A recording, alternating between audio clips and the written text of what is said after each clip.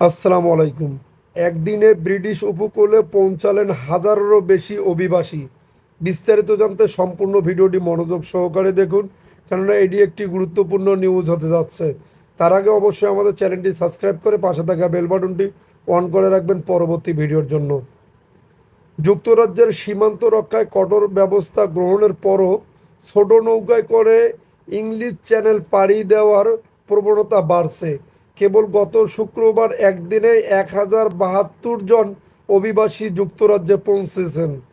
British স্বরাষ্ট্র মন্ত্রণালয় বলেছে, 13টি ছোট নৌকায় করে অভিবাসীরা ফ্রান্সের উত্তর উপকূল ও পাদ্যকালে উপকূল থেকে যাত্রা শুরু করেছিলেন।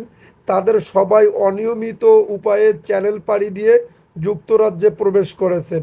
এদিকে ফ্রান্স যুক্তরাজ্য অভিবাসন চুক্তির আওতায় ওয়ান ইন ওয়ান আউট নীতিতে ইতিমধ্যে 3 জন অভিবাসীকে ফ্রান্সে ফেরত পাঠানো হয়েছে।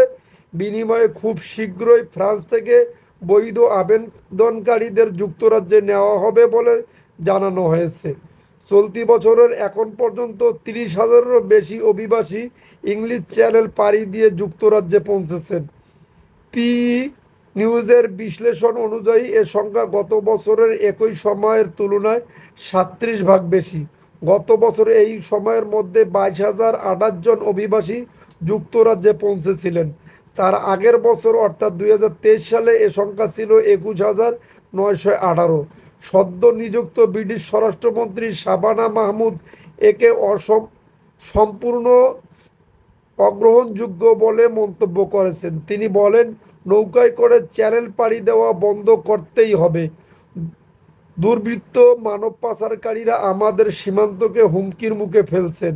ব্রিটিশ এই মন্ত্রী বলেন, ফ্রান্সের সঙ্গে চুক্তি কার্যকর হওয়ায় যেসব মানুষ ছোট নৌকায় করে যুক্তরাজ্যে পৌঁছানোর চেষ্টা করবেন তাদের ফেরত পাঠানো সম্ভব হবে।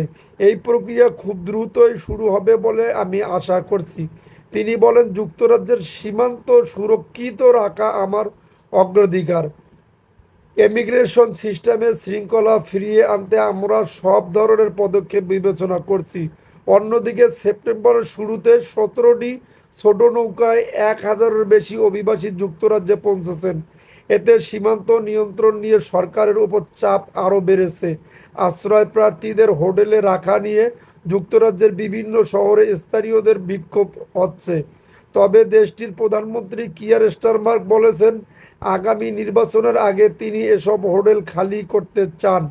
যদিও এ বিষয়ে এখনও কোনো সুনির্দিষ্ট দিন তারিখ ঘোষণা করা হয়নি।